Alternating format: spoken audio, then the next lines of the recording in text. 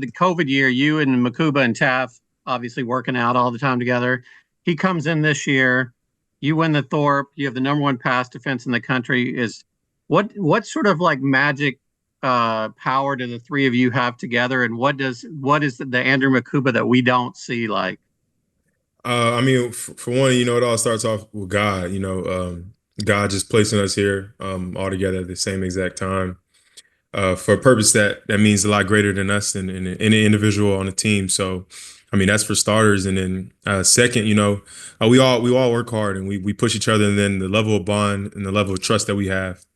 Um, I mean, I wouldn't want to say, we have a better trust level with everybody else on the team, but we've always obviously been knowing each other for over a decade and things like that. So it's kind of a little bit stronger and just a strong connection when we're out there. And then Andrew Makuba, he's always working to be better. It starts off with his practice habits, the way he goes throughout the week. So when the game comes, he could just let it loose. Next question is going to come from Thomas Jones. Jahdae, good afternoon. Good afternoon. What do you recall from playing Will Howard when he was playing with K-State, and what have you guys learned last couple of games playing these mobile quarterbacks?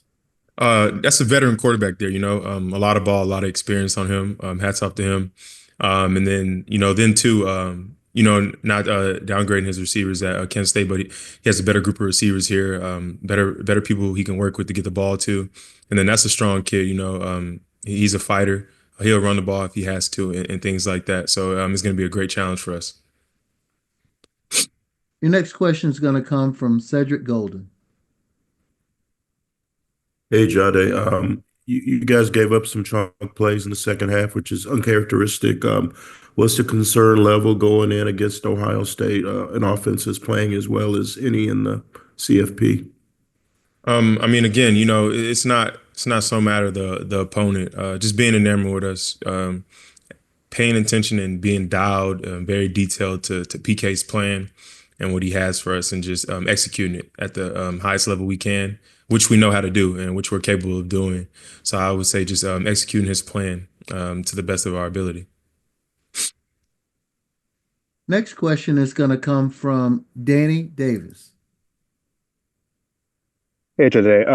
You've obviously shown a lot of love for Michael and Andrew throughout the season. I'm kind of wondering about the other guys in your room, specifically Manny, Gavin. Just what have you seen from them throughout this season?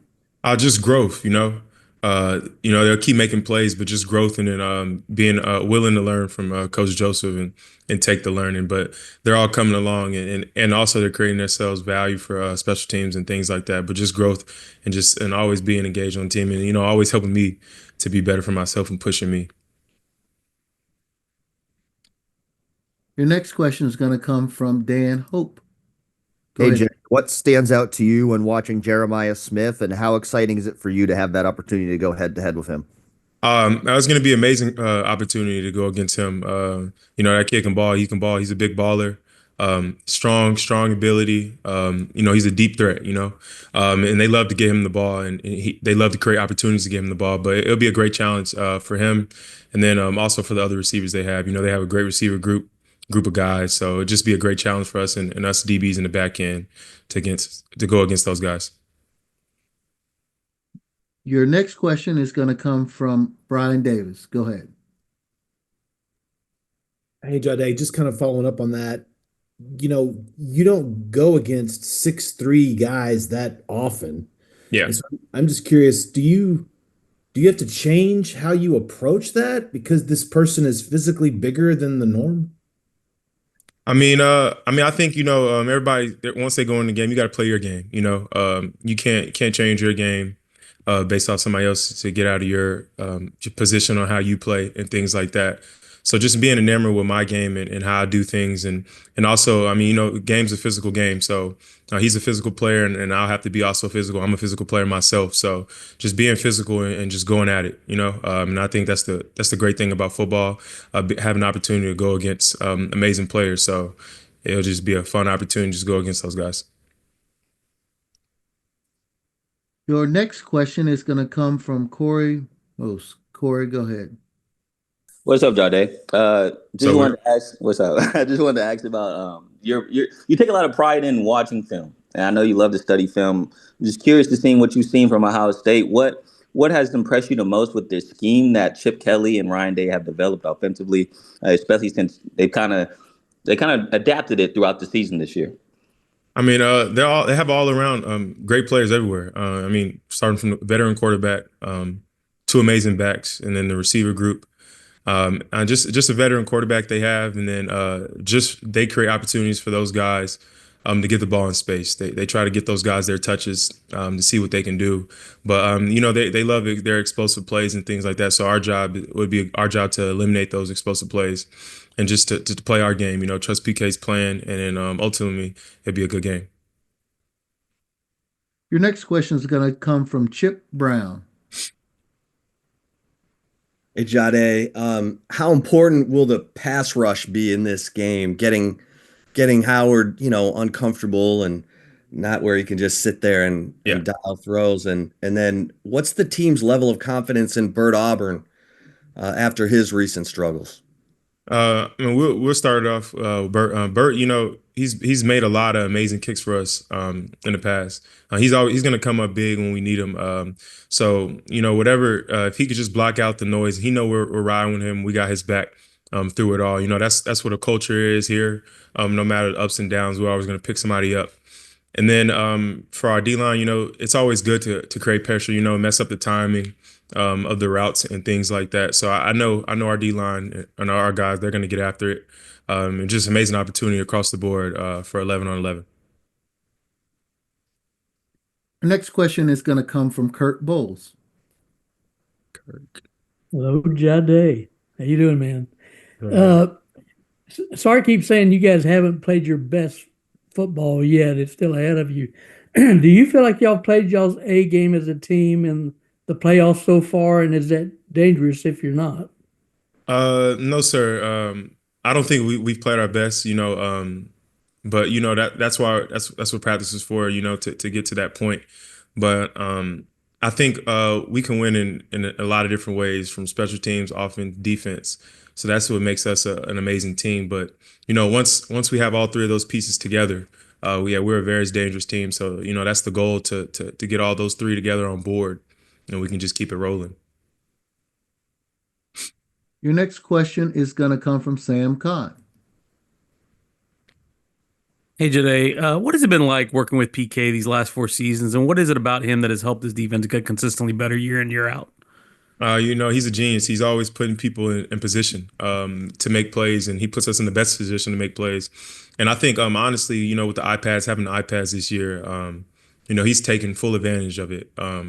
He'll go down from each position group, from the D-line to the backers, and then come over to the DBs with Coach Joseph with the iPad, and just to kind of help and fill everybody in. But he's an amazing play caller. He's very patient, and he tries to get exact on the money with the offense formation, what they have going, and what look they have, and the alignments and things like that. But he's literally a genius, and his plays are always putting us in position to make plays.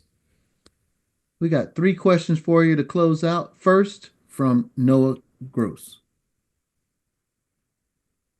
Hey, Jahdae, after the game, Andrew was talking about how this is your team. He talked about how he wanted you to make a speech for the second overtime to kind of get everybody going. When you hear your teammates talk about you in a leadership sense and say this is your team, what kind of goes through your mind? I mean, for one, it's an honor. It's an honor to have that role, and to come from my peers and teammates and things like that alongside of me that put in the same amount of work I do. We sweat the practice together. We do a lot of hard things together, but coming from them, it means a lot.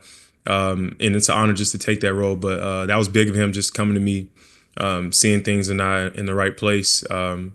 And I don't know where my mind was at, long game, but for him to just come up there and talk to me and give me the motivation to go talk to everybody else, that was needed at the time. But I mean, it's just an amazing opportunity to have a role like that. Next question is going to come from David Eckert. Hey, Jahdae, appreciate your time. I guess I just have to follow up on that one. What did you say? What was the message? I was just telling guys, I mean, it's going to be on us. Offense are going to go score, and it's on us to just close it out. We got to go ahead on the business, but it starts off with our energy level. I think everybody was just down on throughout how the game was going and things like that. And we just needed a little bit of motivation. And I think that's what it gave it to it. And we went out there and we finished it. Your final question is going to come from Danny Davis. Jahdae, how would you describe Coach Joseph as a coach, and how vital has he been to you since you got here? Man, Coach Joseph, since he got here. Sorry. Coach Joseph, he's one of the biggest pieces for me, honestly. Everything, all the success that I'm having. I mean, it's I would say 80% is because of him. The other 20, obviously, what I'm doing outside to take care of my body and things like that, and then my own film. But he's changed my life. He's changed my game just to make me a smarter player. I'm a better person, just how I handle business throughout the film room and how I watch film. Some people could just turn on tape and you're just watching it, but he's helped me to go through 6-7 different calls just for one plays and seeing alignments and splits and it just helps me play fast out there, just trust my game and once I study so much, trust my instincts. But I mean, he's changed my life completely. He's made me the person I am today.